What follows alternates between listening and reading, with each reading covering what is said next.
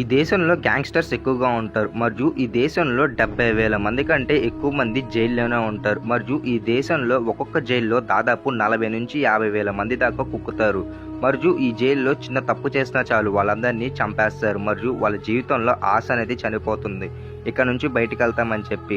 అయితే మరి వాళ్ళు తినడానికి ఫుడ్ కూడా చాలా తక్కువగానే ఇస్తారు, ఏదో బతకటానికి ఫుడ్ ఇస్తారు అంతే. ఎల్ సాల్వడార్ అనే ఈ దేశంలో దాదాపు అందరూ క్రైమ్సే చేస్తారు మరియు గ్యాంగ్స్టర్స్ చాలా ఎక్కువ మంది ఉంటారు మరియు ఈ దేశం 5 సంవత్సరాల క్రితం చూసినట్లయితే ప్రతిరోజు ఎక్కడో చోట చాలా మంది గ్యాంగ్స్టర్స్ 100 మంది కంటే ఎక్కువ మందిని ప్రతిరోజు చంపేవాళ్ళు మరియు ఇదంతా ఒకప్పుడు. అయితే ఇప్పుడు ఈ కంట్రీ అనేది చాలా సేఫెస్ట్ కంట్రీ మరియు ఈ దేశంలో చాలా జైలు అనే నిర్మించారు. ఆ దేశంలో ఉండే జైలు కూడా సరిపోకుండా కొత్త జైలు అనే వాళ్ళు నిర్మించారు మరియు ఒక్కో జైల్లో దాదాపు 70,000 మంది కంటే ఎక్కువ మంది ఉంటారు మరియు ఒక్కో జైల్లో స్పేస్ అనేది సరిపోదు.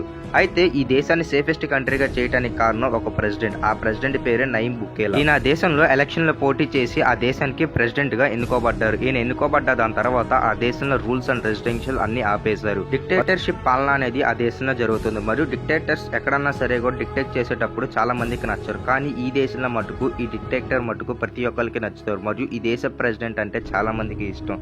అయితే ఈ రోజు ఈ వీడియోలో ఇది ఏ దేశం మరియు ఈ దేశం గురించి చాలా ఇంట్రెస్టింగ్ విషయాలనే తెలుసుకుందాం. వీడియో స్టార్ట్ చేసే ముందు ఈ వీడియో చివరి దాకా చూడండి, ఎక్కడ స్కిప్ చేయమాకండి. కొత్తగా వీడియో చూసిన వాళ్ళు ఎవరైనా సరే వీడియోకి ఒక లైక్ చేయండి. ఈ దేశం పేరు ఎల్ సాల్వడార్. ఇది లాటిన్ అమెరికాలో ఉంటుంది మరియు ఒకసారి ఈ ప్లేస్ ని గమనించి లా కంపనేరా అనే ఈ ప్లేస్ లో ప్రతిరోజు గ్యాంగ్ వార్స్ అనేవి చాలా ఎక్కువగా జరుగుతూ ఉంటాయి. ఒక్కొక్క రోజు దాదాపు 100 నుంచి 1000 మందిని చంపేసేవాళ్ళు 2015 నుంచి. మరియు ఈ దేశంలో కౌంట్ అనేది చాలా ఎక్కువ. ప్రపంచవ్యాప్తంగా జరిగే హత్యల్లో ఇక్కడే ఎక్కువగా జరుగుతూ ఉంటుంది. అయితే ఇప్పుడు మటుకు ఈ దేశం మటుకు సేఫెస్ట్ కంట్రీ మరియు ఈ కంట్రీలో దాదాపు 24/7 ఎక్కువగా సెక్యూరిటీ అనేది మెయింటైన్ చేస్తూ ఉంటారు. ఏమాత్రం చిన్న తప్పు చేసినా చాలు అక్కడ రెవల్రీ గ్యాంగ్స్ అనేది మరియు వాళ్ళందరినీ అరెస్ట్ చేసి జైల్లో వేసేస్తారు. ఇంత భయంకరంగా ఉండే దేశం అనేది కేవలం 3 సంవత్సరాల్లోనే ఈ దేశం మొత్తాన్ని చాలా సేఫెస్ట్ దేశంగా ప్రకటించడం అయితే జరిగింది మరియు ఈ దేశాన్ని కేవలం 3 years లోనే మొత్తం క్లీన్ చేయడం అయితే జరిగింది మరియు అక్కడ ప్రజలు ఎప్పటి నుంచో కోరుకుంటున్న డెమోక్రసీ అనేది అక్కడికి రావటం అయితే జరిగింది. కాన్స్టిట్యూషన్ పవర్ మరియు డెమోక్రసీ రూల్స్ అనే అక్కడ రావటం జరిగింది. ఒకప్పుడు రోజులు చూసినట్లయితే ఒక్కో రోజు దాదాపు 100 మంది కంటే ఎక్కువ మందిని హత్య చేసేవాళ్ళు. అయితే ఈ రోజు చూస్తే ఆ కౌంట్ అనేది 0 digit కి పడిపోయింది మరియు ఆ దేశం మొత్తం మీద ఉండే క్రిమినల్స్ ని అందరినీ అరెస్ట్ చేసి 24/7 అందరినీ జైల్లో పెడుతున్నారు. అయితే భయంకరంగా ఉండే ఈ దేశాన్ని ఈజీగా మరియు సేఫ్టీ కంట్రీగా మార్చింది మటుకు అక్కడ దేశ ప్రెసిడెంట్ మరియు దేశ ప్రజలు మాత్రమే. మరియు ఆ దేశ ఎన్నికల్లో నయీబ్ బుకేలా భారీ మెజారిటీతో గెలవటం అయితే జరిగింది. అతను ఎప్పుడైతే ప్రెసిడెంట్ గా గెలవటం అయితే జరిగిందో అతను కొన్ని రూల్స్ అయితే తీసుకోవటం మొదలు పెట్టాడు మరియు ఇప్పుడు దాకా లాటిన్ అమెరికాలో ఇప్పుడు దాకా ఇన్ని అరెస్టులు మరియు ఇన్ని జైలు చేసింది ఆయనే. ఒక రోజుకి 500 నుంచి 10,000 జైల్లో అందరినీ లోపల నెట్టేసేవాళ్ళు. ఇప్పటికి 75,000 మందిని ఇంకా జైల్లోనే ఉంచడం అయితే జరిగింది.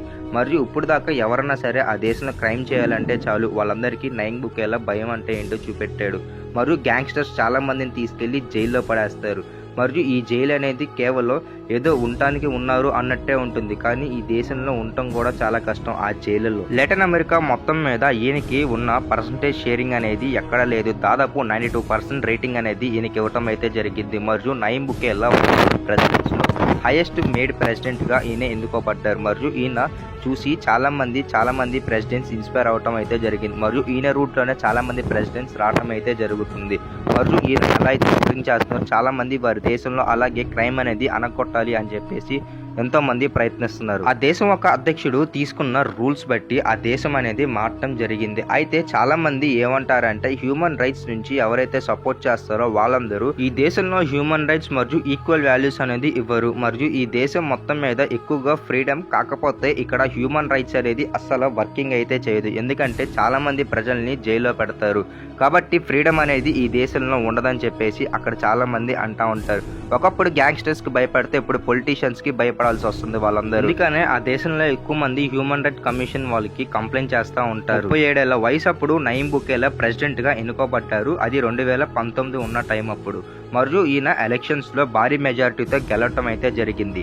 ఆ దేశంలో అప్పుడు దాకా ఉండే కరప్షన్ మరియు పొలిటికల్ బ్యాక్గ్రౌండ్ ఎవరైతే ఉన్నారో మరియు కరెక్ట్ చేసే వాళ్ళందరినీ నయీబ్ బుకేలా మళ్ళీ అవన్నీ వాళ్ళ గవర్నమెంట్లో రిపీట్ చేయకూడదని చెప్పేసి డెసిషన్ తీసుకుంది. నయీం బుకేలా ప్రెసిడెంట్గా ఎప్పుడైతే ఎన్నుకోబడ్డారో దాని తర్వాత ఒక ఇన్సిడెంట్ అయితే జరిగింది. ఆయన ప్రెసిడెంట్ అయిన దాని తర్వాత 2022 మార్చి 27, 29 ఈ తారీఖుల్లోనే దాదాపు 4 రోజుల్లోనే 100 మంది కంటే ఎక్కువ అంటే 87 మందిని చంపేయటం అయితే జరిగింది. మరియు గ్యాంగ్ వైలెన్స్ అనేది చాలా ఎక్కువగా జరిగింది. అయితే అప్పుడు బుకేలా గవర్నమెంట్ ఏమైనా తీసుకుందంటే ఈ దేశం మొత్తాన్ని సేఫ్ అండ్ సెక్యూర్గా మార్చడానికి ఇక్కడ ఉన్న గ్యాంగ్స్టర్స్ అందరినీ జైలుకి పంపేయాలని చెప్పేసి ఆయన ఒక డెసిషన్ తీసుకోవటం అయితే జరిగింది. మరియు దీనికోసమే ఆయన ఏం చేశారంటే స్టేట్ ఆఫ్ ఎమర్జెన్సీ అని చెప్పేసి ఆయన నియమించడం అయితే జరిగింది. మరియు ఈ స్టేట్ ఆఫ్ ఎమర్జెన్సీలో ఏంటంటే మొత్తం హ్యూమన్ రైట్స్ మరియు మిగిలిన ఎవరి మాటలనే పట్టించుకోవటం అయితే జరగదు. మరియు ఎవరు చిన్న ఒక తప్పు చేసినా చాలు మరియు వాళ్ళందరినీ తీసుకెళ్లి జైల్లో పెట్టేస్తారు. వాళ్ళు మేల్ అయినా ఫీమేల్ అయినా సరే కూడా. అయితే ఇక్కడ ఉన్న చాలా మంది గ్యాంగ్స్టర్స్ అందరినీ అరెస్ట్ చేసి 70,000 మందిని తీసుకెళ్లి జైల్లో పడేయటం అయితే జరిగింది. మరియు జైలు అనేది సరిపోలేకపోవడంతో ఒక జైలు అనేది వాళ్ళే క్రియేట్ చేయటం అయితే జరిగింది. మరియు ఈ జైలు అనేది ప్రపంచానికి చాలా దూరంగా మరియు ఆ దేశానికి దూరంగా బార్డర్లో పెడతాం అయితే జరిగింది. మరియు ఈ దేశంలో దాదాపు 70,000 కంటే ఎక్కువ మంది దాదాపు జైల్లోనే పడేశారు. ఇక్కడ 2 రైవలరీ గ్యాంగ్స్ అనే మెయిన్గా ఉంటుంది. ఒకటి M13, ఇంకొకటేమో 19. ఈ 2 గ్యాంగులకి ఒకరికి ఇంకొకరికి పడవు.